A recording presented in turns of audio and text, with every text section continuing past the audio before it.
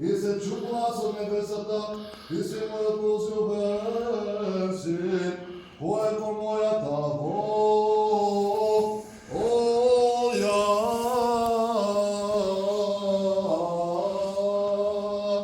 Слава Тебе, Господе, слава Тебе. Да се помолиме, Господи, помилуј. За мирот на сините, за спасение на нашите души, да се помолиме на Господа, Господи, помилуј.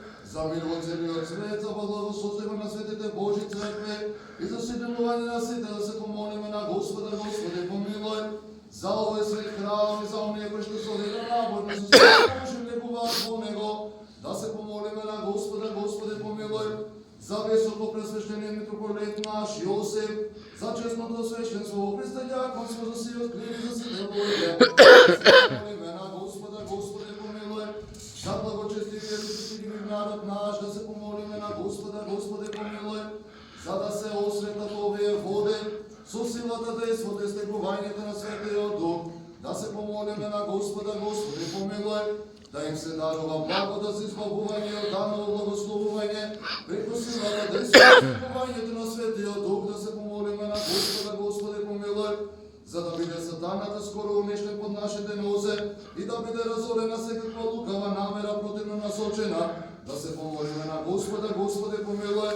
За да не избави Господ Бог од секаков напад и искушение на противникот и да не направи достојни заветените блага, да се помолиме на Господа, Господи, помилуј.